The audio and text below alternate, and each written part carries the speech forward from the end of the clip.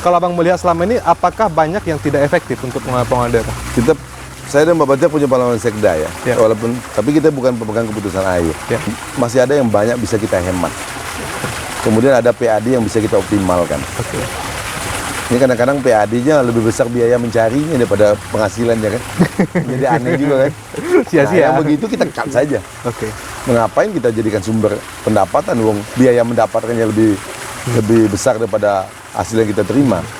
Kemudian ada biaya-biaya rutinitas yang perlu sudah mulai kita cut lah.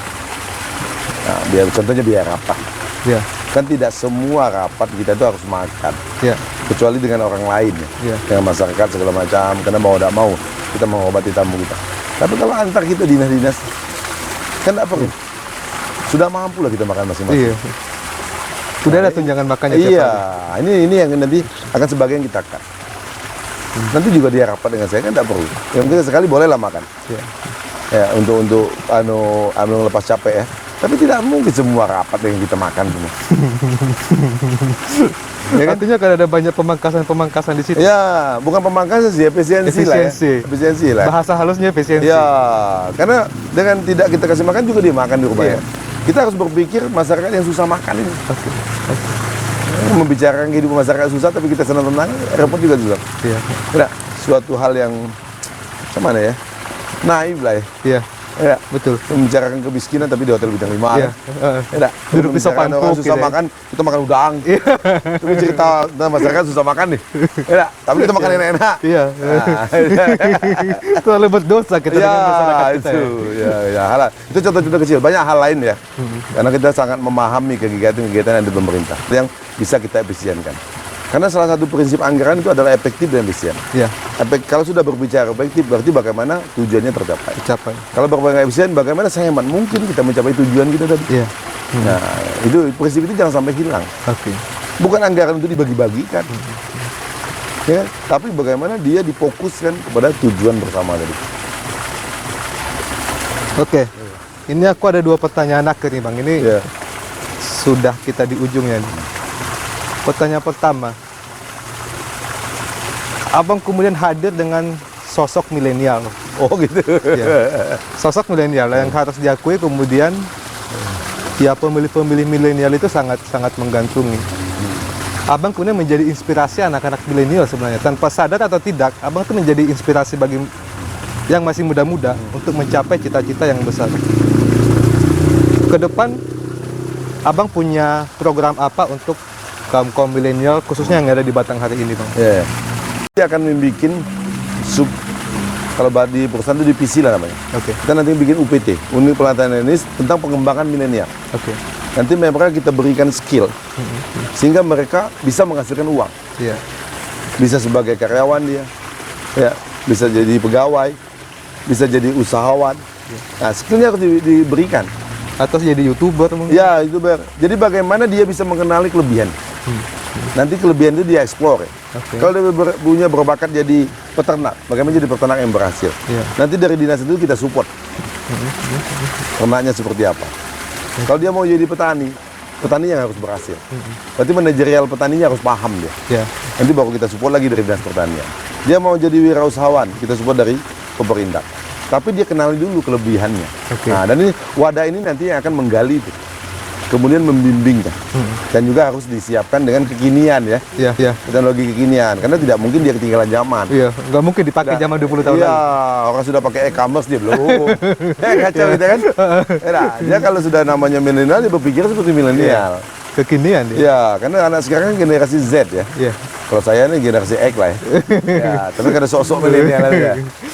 Karena supaya pikirannya segar terus ya, gayanya harus dikit-dikit milenial lah. Ya, agak pres gitu kan. Itu Bang. Nah, jadi generasi penerus kita. Oke. Apabila kita gagal memberikan fondasi yang baik kepada adik-adik kita ini bahaya nih kabupaten ini. Negara kita juga bahaya. Karena ini menjadi tongkat estafet nanti ya. Kita pengen anak-anak ini, adik-adik kita ini membuat orang tuanya bahagia. Karena itu ibadah yang paling baik nanti. Iya. Dia bisa membahagiakan orang tuanya. Tapi kalau dia tidak bisa mandiri, bagaimana bahagia orang tuanya? Orang tua mikir nih anaknya sudah kawin, punya anak lagi, masih membadu terus kan. Kemudian ribut sama istrinya, kembali lagi ke orang tuanya kan. Ya. Nah, jadi memang anak-anak ini harus kita siapkan supaya menjadi orang yang mandiri. Saya sering sampaikan pertemuan milenial, tidak ada orang tua kita minta uang dari kita. Tapi pada saat kita bahagia, kita ceritanya senang-senang saja sama mereka, itu sudah keberhasilan luar biasa bagi orang tua kita. Nah, kita pengen anak-adik kita yang begini semua. Adik-adik kita, anak-anak kita. Ini tugas-tugas besar ya. Tugas besar yang juga tidak bisa kita lewatkan. Ya. Kalau membangun jalan, uangnya ada, selesai urusan. Tapi membangun manusia ini tidak selesai batas uang. Karena ini membentuk pola pikir kan. Karakter juga ya. Iya, karena manusia yang baik itu otaknya cerdas, badannya sehat, imannya kuat. Baru utuh lah dia. Ya. Ya, jadi SDM yang baik kan. Nah, ini yang harus kita siapkan. Dan ini begitu banyak ya angkatan-angkatan Indonesia kan ada bonus demografi, Ya. termasuk Batanghari. Jadi di usia angkatan kerja ini banyak jumlahnya.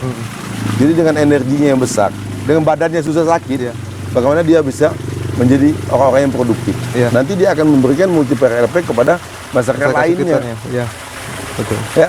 Nah, dia kawin akan memberi kebahagiaan kepada istrinya, memberi kebahagiaan kepada suaminya. Dia bikin usaha, bisa mempekerjakan 2-3 orang saudaranya. Nah, itu yang kita inginkan nanti. Oke. Dari adik kita ini, Bang. Ada kita akan bentuk UPT khusus tadi.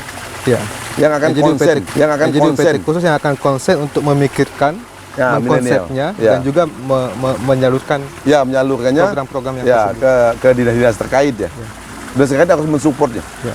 Ya, ada 2 UPT khusus tentang pemberdayaan kita. Ada UPT milenial, yang Ya. satu lagi ada UPT rumah bunda namanya. Nah, ini tentang ibu-ibu. Oh, Bagaimana ibu-ibu mengisi waktu luangnya sebagai ibu-ibu yang produktif. iya. Nah, dia bisa meringankan beban suaminya. Atau memang jadi ibu-ibu yang wirausahawan, yang kebetulan memang suaminya sudah tidak ada lagi. Ya. Dan ini harus disalurkan. Betul. Ya, karena saya yakin setiap manusia yang dilahirkan Allah ke dunia, dilahirkan Tuhan ke dunia ini, dihadirkan Tuhan ke dunia, pasti punya kelebihan. Iya. Tapi bagaimana kita mengekspor kelebihan itu menjadi hal yang bermanfaat. Kita mendukungnya, tugas Ya, pemerintah untuk dan ini mendukung perlu itu tadi. intervensi pemerintah. Ya. Nah, itu yang kita lakukan nanti, Bang. Oke. Ya, hasilnya Ini begitu. pertanyaan terakhir, Bang. Ya.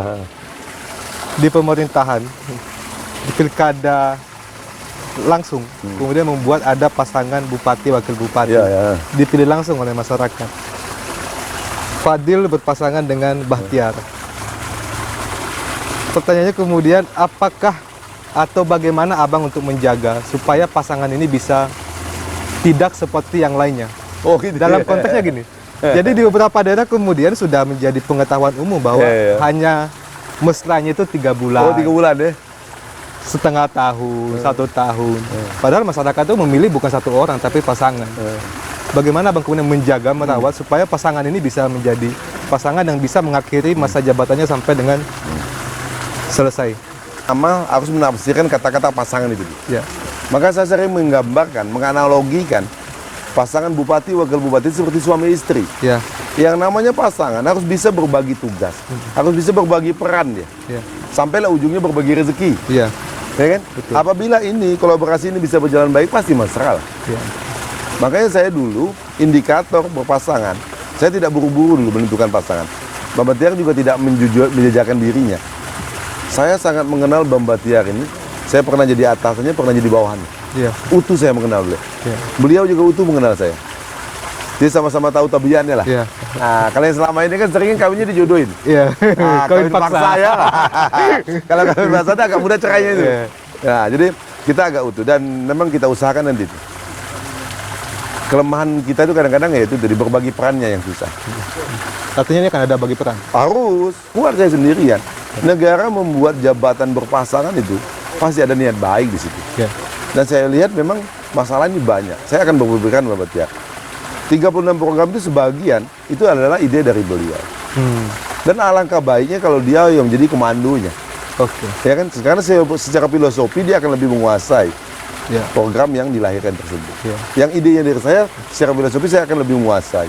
Nah, peran ini yang saya akan bagikan. Nanti semua akan lihat bahwa ruang kerja wakil bupati Batanghari itu tetap ramai. Jangan sampai wakil bupati itu mengenai remote TV aja kerjanya kan.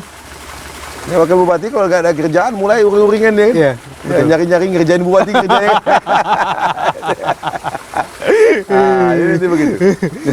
Dia Oke, akan berbagi tugas, berbagi peran. Ya, Jadi tidak kemudian semua dominan bupati, ya. tapi bupati tetap menjadi komandonya ya. Tetap, Oh, tidak karena mau, ya? negara menugaskan begitu ya. Ya. Sebagai panglima tertinggi, kita yang bertanggung jawab. Oke. Maka nanti semua hal akan kita diskusikan.